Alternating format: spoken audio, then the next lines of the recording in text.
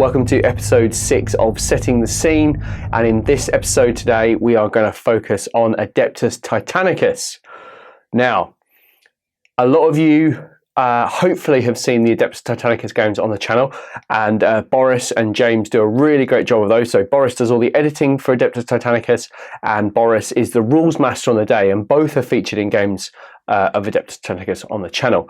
Now, up until probably about 3 or 4 months ago, maybe a little bit longer than that, 4 or 5 months ago, terrain available for Adeptus Titanicus was quite limited. You just had the general buildings which were available to us, which I've got a few under here, which are great, and we've seen those quite a lot in boards all over the world. And then we saw the Battlefield accessory sprue which came out, which gives us all these little barrels and podiums and platforms and cranes and various other bits and bobs.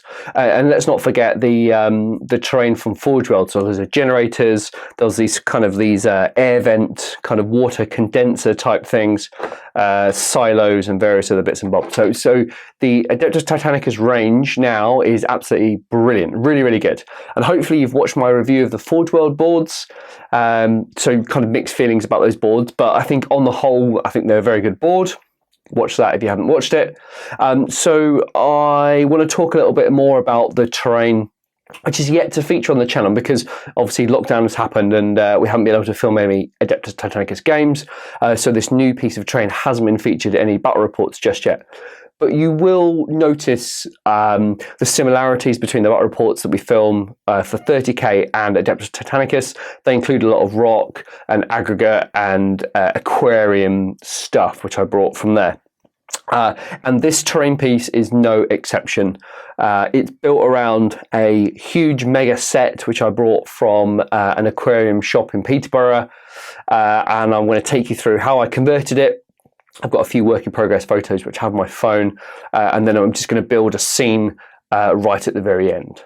All right, let's get started. Now, the cost of terrain or set dressing or whatever you want to call it from aquarium shops is quite expensive. This whole set, which includes this larger piece here, 2 smaller sections, and then kind of like a mid-sized piece, it was about 90 quid, I think, 95 quid. And wasn't 100% fit for purpose for games on the channel. And why would it be? Because it's obviously built for fish tanks and not for wargaming. I saw it in the shop window and I knew instantly that I could do something more with it. Now, I have used other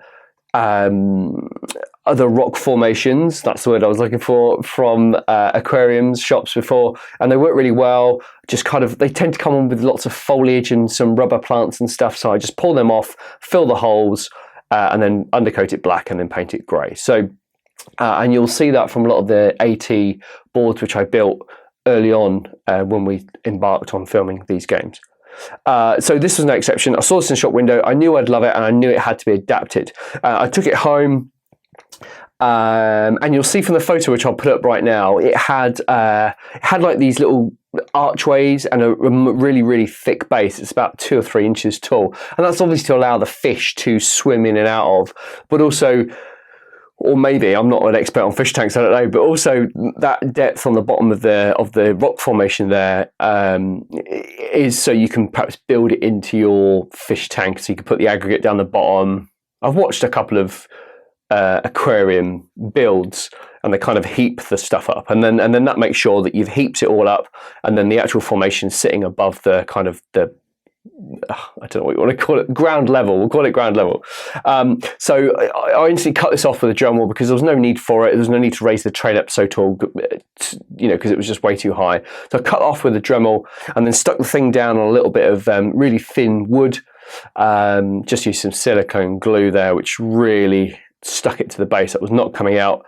Then I did drill a little hole in the base and I filled it with expanding foam. So the thing is not that heavy, but it's absolutely solid. And the reason why I chose to put the AT terrain on this and not a real rock, for example, the main reason is that a real rock would have been far too heavy, and also I couldn't find the right sort of formations to build a kind of like a cityscape into it, or a building into it rather. and it just would have been a nightmare just carrying around. It's way too heavy. And also gluing all of the other bits and bobs to the rock face just would have been an absolute nightmare. Could have used hot glue, but just didn't fancy it. It gets all over the place. It's really stringy and it's a real pain. So I opted for the fish tank stuff, or the aquarium stuff. And I think it came out pretty well. I think the major thing to realise is that in this section here, which I'm pointing to, there was a massive gap. So you could literally put your hands through it. And I knew we had to build that up, and I wasn't very good at sculpting rock, and I thought, well, I'll just fill it with the facade of like a building.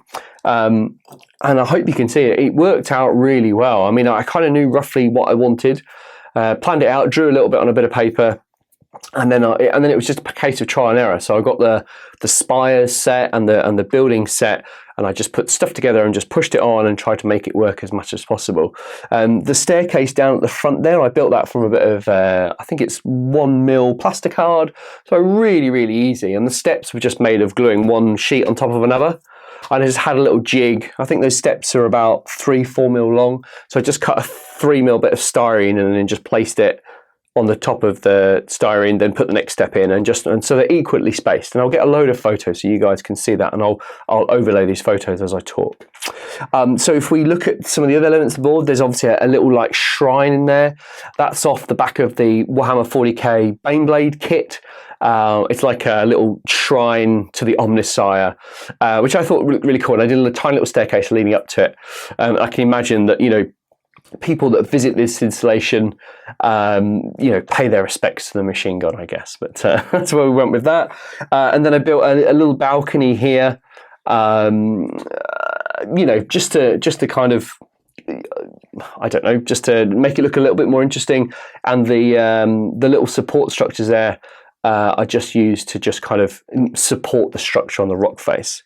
If we look around to the back of it, because I did do something on the back as well, you had to cover up the gap. So I did fill this bottom section in with expanding foam and plaster, and I tried my best to sculpt, which I think worked quite well, sculpt the rock face on there. So it did run floor to ceiling, but it just looked really rubbish in the end, so I didn't bother with it. So I cut half of it off, or pulled it off, and then just filled it in with a load of plaster, and then just used a wire brush, just up and down motions to get it quite, to kind of finesse it and blend it into the sides. And then I just got like an old metal file and just kind of stabbed at it for a little while, and it kind of worked really well. And that's pretty much it. I mean, I've done a really super basic paint job on it. I didn't want it to be too crazy because I wanted it to blend into the rock face a little bit as well. I didn't want it to be really garish. So I've painted it in exactly the same color as my normal buildings, which I've got here. And that's really just to tie all of the boards together. I didn't want to do this in a dramatically different color scheme, but also the light blue gradiated effect works as a great contrast to the really bright Mars-esque style kind of rock. And the reason why I went for such a bright contrast was because I can imagine this is quite an opulent place. Maybe a Magos owns this place, or a planetary governor. Maybe it's his summer house, who knows? And I wanted the feeling that some really expensive rock was shipped in from another planet to build this really lavish and extravagant kind of fortress, home away from home kind of thing. I don't know. It was just, so I kind of see it as that. And if you think of all the effort that went into mining this rock on a far-flung planet to bring it to the Mars to make it look nice and lovely, then I kind of like that kind of story to it. So that's that piece really. The paint job wise, I mean, it was sprayed black. And then it was sprayed two different oranges, one dark orange and one light orange. And I spent quite a lot of time spraying the light orange towards the tips. And when I painted it, I just hung it upside down and I just sprayed the bottom of it off like that. So it blended in quite well. I was quite pleased with it really. But it's a super easy paint job, nothing crazy or elaborate. And we talked about this before. I like things, particularly the background pieces to the models, to be quite bland and quite basic, because the models, as you can see here, they're so well detailed and so highly painted. The two contrast quite nicely. But you know this, I've talked about this all the time. The other elements here, I mean, they're just single rocks that they also had a little bit of an extension on the bottom. I cut that off, glued them to a piece of, a bit of thin wood, and then just on all the bases, I just put sand and then bigger rocks and then a bit more sand just to blend those in together. So, and painted it in exactly the same way. And these work really great for scatter terrain as well. So really pleased with those. And then finally, now you've seen this piece in the little setting the scene post I did on Instagram. You've seen that before. Same sort of vein really as the larger piece. It's just a bit smaller. But in this one, I sunk the support platform bases into the top of the rocks, and there's a really good reason for that, which I'll show you later. But again, we've got this grand entrance followed by a smaller kind of outcrop, and on the back I've built again a little kind of enclave piece there, just to make it a little bit different from the back as well. Didn't want it to be all the same. So that's that piece there. So they all go together really well, and I love the fact that we've based them on different bases, because we can build so many different variations and change it every single time, which, you know, variety is the spice of life and all that. So that's cool. Now, combining this with some of the elements that we've got, again, purposely went for this kind of off-white but heavily weathered effect on the extra pieces. And these are scatter terrain, and these can be placed hard up against the structure here, or they can be used actually on the structure themselves. So, you know, you could have these tanks here. They don't look quite good on top, and maybe see them as kind of an ancillary piece there. This I think it's a water condenser. I need to perhaps just check. That fits beautifully up there, which works really well. And it's good that they're all the same colour, painted in the same style with the same paints and everything else, but it all just kind of seamlessly blends in together, which is really cool. And then obviously my favourite ever piece of terrain, they have now produced these in small scale, and we've got crates, and these are absolutely fabulous. I love them. And all I've done with these, I've just I've painted the pieces up individually, then I've just glued them together. So there's a crate with a barrel and two little ammo boxes with it. So instead of building like I would do 30k, it'd be a waste of time to put in tiny little barrels and ammo crates in there. So that looks really cool. And then obviously we've got our cranes, which are an amazing addition to AT. So these elements primarily fit this piece, and that's how I designed it. I like the idea that these are perhaps a Titan repair facility, or has the ability to repair. So maybe it's like a Magos that's built his summer home. He's had enough of working at the factory in one of the big buildings on Mars, and he's gone, nah, I'm going to set up my own little shop and do a few repairs to Titan. So to that end, I've made sure that these pieces kind of fit on here. Not so much this one. This probably needs to be a little more raised, but we can put other items on there, like the little bunker and the air-to-air missiles and stuff. But this one certainly holds a crane, and I can well imagine that a Titan, I mean, that's, you know, it's like I planned it almost. So that works really well, and I love that. And I did have visions of perhaps, you know, this piece being here.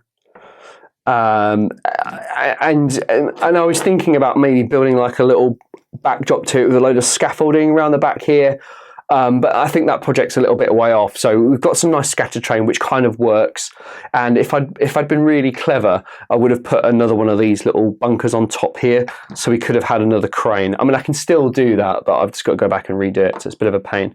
But again, you know, this scatter terrain can be used to kind of tell a little story.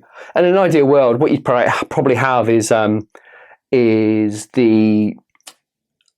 concrete floor with loads of like big concrete slabs, and then this stuff sits on top, and then you can then put sand on that perimeter, make it look like it's starting to blow in onto and it would all blend in absolutely beautifully, which I will do for you in the setting the scene part to this, but I'm just kind of talk through a few ideas that I've got for this board.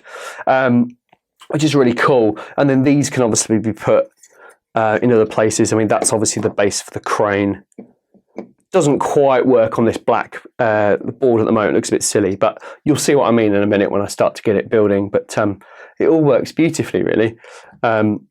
We can pull out the old Warlord and stick a Reaver in there.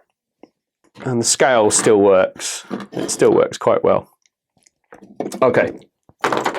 Right, so I am going to get on with setting the scene. Now this is going to be quite a large set because of the pieces I've got in place, but hopefully you'll see what I'm trying to get at.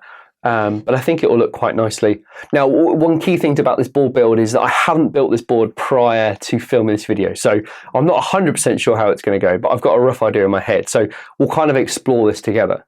But I think the first thing to do is to have a complete clear down, and then we'll start setting the scene. All right, I'm back. Okay.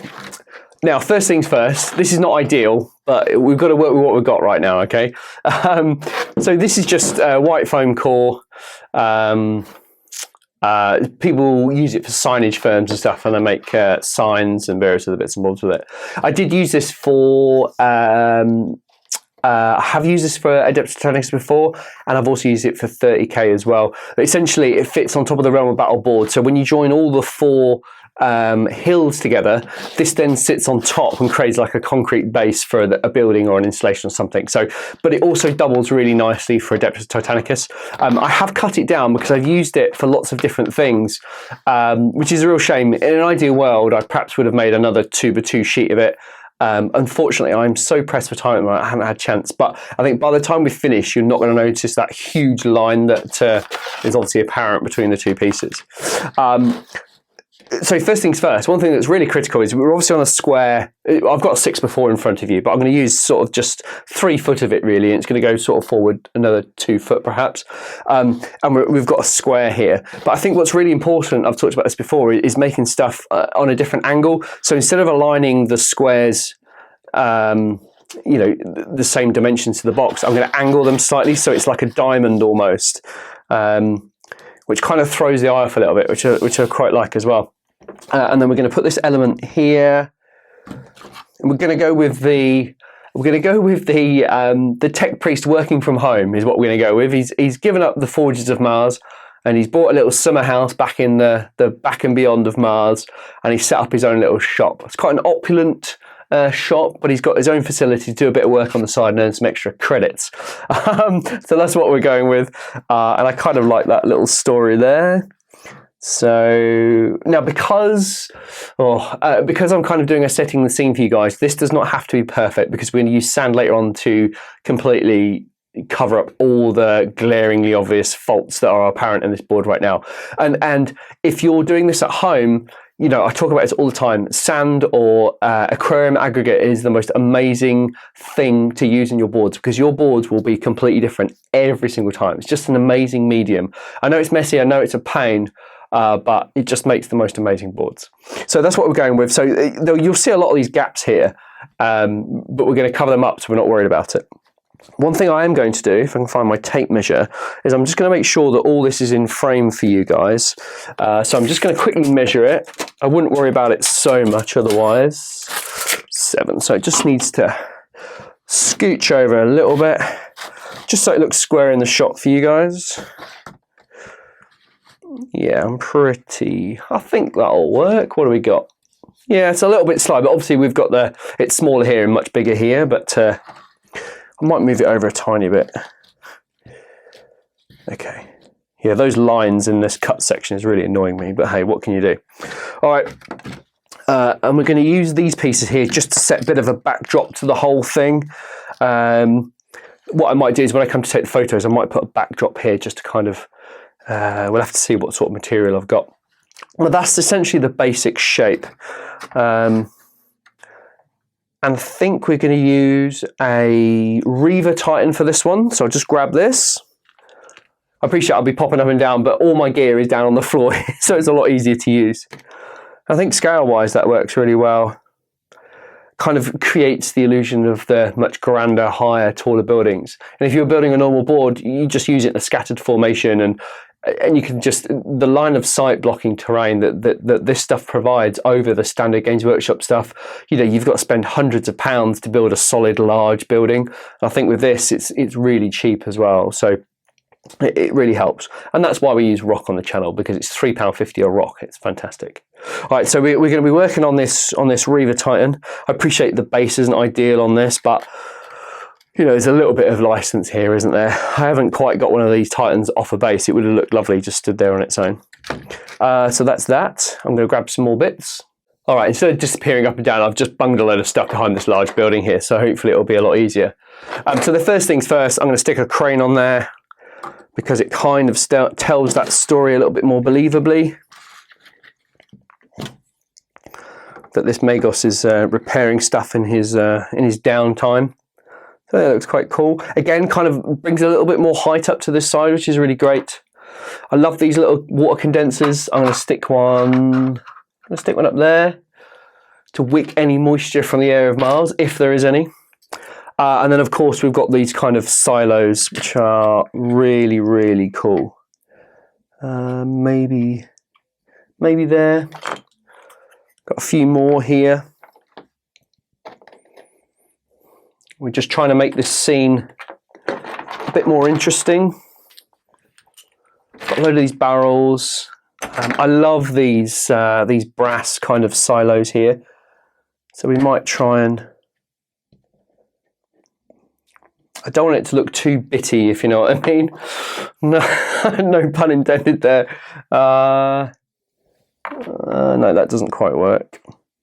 It's hard, isn't it? Because you don't want to overload it too much, but then you also want to make it a little bit more interesting as well. I do like those. I've got a few more of these little silo pieces. Another one of those. What you could also do as well is if you kind of planned out what you were going to do, if you were making this permanent, you could put some little, you could paint some kind of boxes around these to kind of, you know, danger on the floor and stuff like that. What I could do in the future is maybe, you know, this stuff's really cheap and really easy to make, so you could make multiple versions which hold different types of material and stuff, so that would be quite cool as well. I am going to use the crates. I'm going to use them sparingly though. I'm not going to use all of them, I don't think. I do like these silos. I might just put them at the back here. I know perhaps you won't see them too much, but it will add a little extra detail to the board, which I think looks quite cool. What do we got? I've got a load of these little... I do have an idea for these, which I'll do in a second. See if it works. I mean, like I said, it's all trial and error. I'm just going to get some little rocks for the edges. All right, got my trusty colander here, full of all sorts of bits and bobs. And these rocks are really great. Again, these were purchased from the same place I got the aquarium stuff from. And I think they were £1.19 a piece, which is an odd figure, I know. But these will help just blend now these larger elements into the board. I know it looks rubbish now. I promise you it will look a little better. Kind of like that. Oh, it looks better that way. That's much better. So, you know, this Magos, he's not been stupid. He's kind of built, you know, a natural, his little fortress here, a natural kind of protective kind of bay, which looks kind of cool. That is better there. And I think we'll double up with that piece. Yeah, that looks all right. It'll look a lot better in a minute. And so we can have these. We can have these in the shelter of those pieces here. And then what I might do is when we put the sand on, I might just put these structures on here around the outlying edges, almost like little bunkers or early warning kind of detection pieces. I don't know. Maybe, I'm not sure. I want to try and get this piece in if I can. I really like it. Not 100% sure where to put it though. Maybe up here. Yeah, I might do that later. We'll have a look at that. Keen to put this crane in, but it doesn't quite fit. But I think it fits there quite nicely. If I move them out, we can build like a little...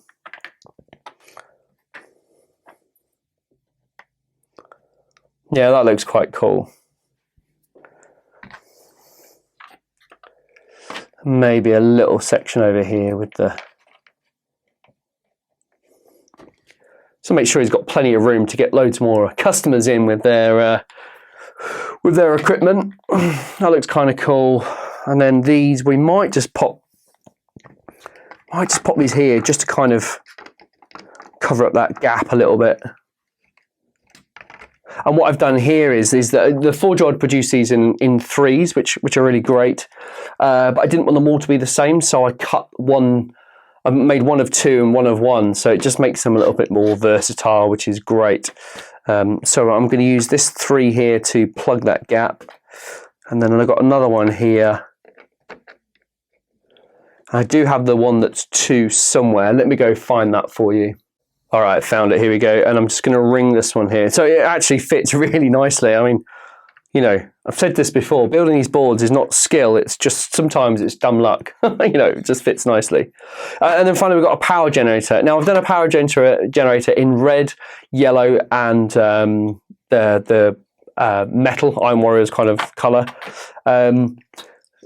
I'm not going to include it because I think these need a little bit of elevation to them, and I can build that later on out of some spare AT terrain stuff, but I just think they need elevating a little bit, or they certainly need some marking out on the terrain with like their own kind of little border or perimeter. But it would be really good to have a little kind of, just raise them up ever so slightly, because I think they're quite a special thing, being a power generator. Then I've obviously got these big towers here. I think it's looking a bit overcrowded now, so I don't want to put much more on. And again, with these little warehouses, they would look great, kind of maybe 2 or 3 along here. But again, I think it's looking too crowded. Perhaps we could explore that maybe. And then these could have their own little. Because I think, you know, my little Magos here, he would be quite organised, as Magos are. Yeah, I think that looks all right. No, it's too much. Yeah, I think we're quite happy with that, really. Just hide these ones at the back here. You know, I think it's quite interesting. I think that works quite nicely. And maybe that doesn't work. I might pop him there. Maybe. Yeah, I think that's all right. I mean, that's quite cool. I mean, if you were playing a game of Adeptus Titanicus, this is probably a bit too open.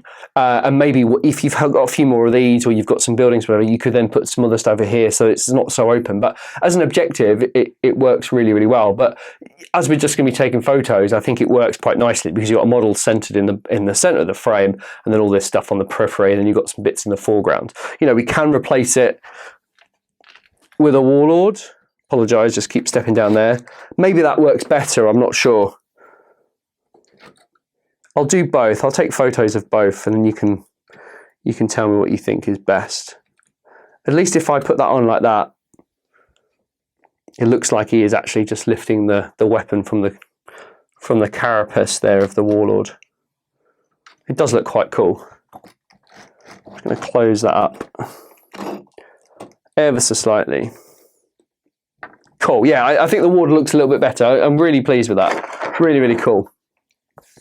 This line is really bugging me, but there's not a lot I can do about it. Sorry, guys. And then finally, I might just bolster these up a little bit. Yeah, that makes it a little bit more substantial, doesn't it? All right, I'm quite happy with the composition of everything. Looks quite cool. Now what I'm going to add the sand, and this will really bring the whole thing to life. All right, we are back with my friend, Mr. Sand. And first things first, we are going to blend this hard edge from the front there. And then we're going to start to really pile it on of these rocks. Which looks really good. Same over here. You know, now one of the hazards of building your summer home on Mars is that you know, it's a constant battle for your little cleaner bots to keep on top of all the dust encroaching on your workspace. So that looks way better already. But what we need to do is we've got to blend all this in here, really, so it doesn't look cool.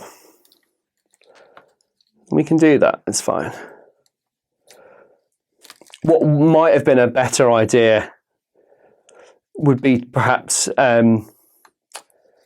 not to build a base on any of these, because they would blend much easier into the scenes. But I just felt with these pieces it was just perhaps a little bit more practical to build a base on them. But it does make hiding it a bit of a pain, really. But I think in the future, when I build the boards, it won't be as bad as I perhaps make out. Because you can imagine, you know, if this is like a sheltered bay, or you know, it's like a collection point, isn't it? So the wind would blow up against the surface, and it would just blow everything all up against these structures. And that's my justification for bringing it all over. And then I can imagine the little servitors are doing a grand job of keeping the main area clear. So that's my reasoning.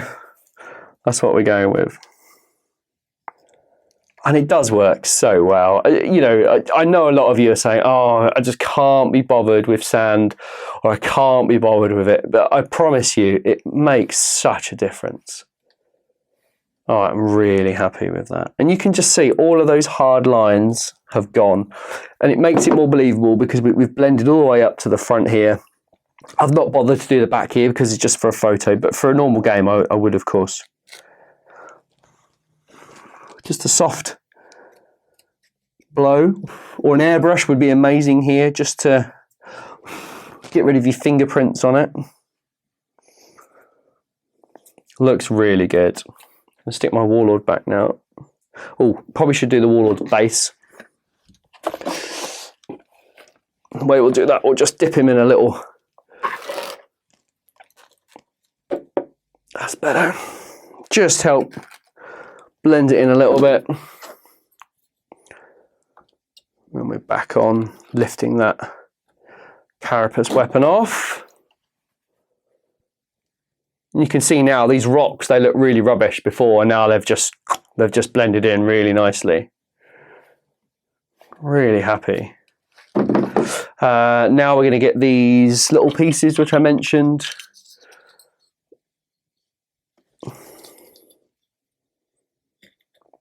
Now, don't know if you remember, if you've seen the board build video that I did, the board review which I did for the Forge World tiles, a lot of these have got vents in the top.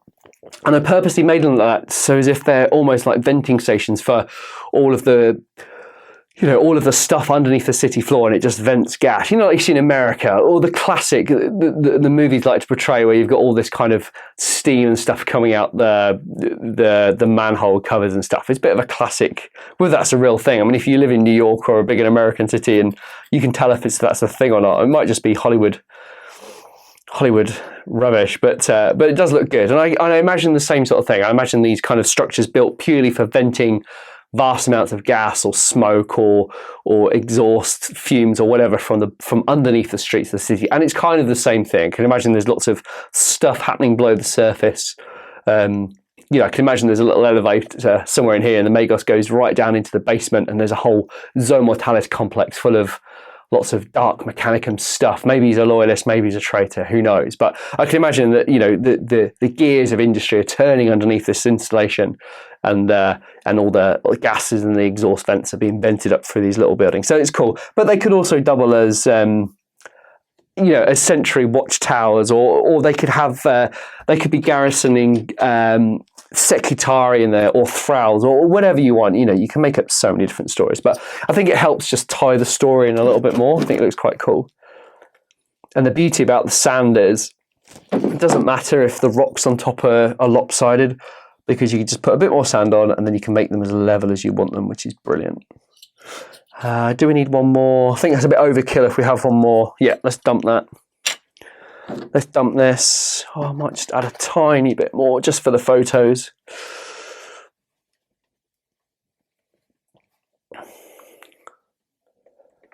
All right. Done. I'm really happy. I think it looks really cool. It tells a story, you know, about the rock from the building and why it's where it is. You know, this Magos has got a summer home, and or he's doing other stuff, or earning a bit of extra cash, or whatever it is.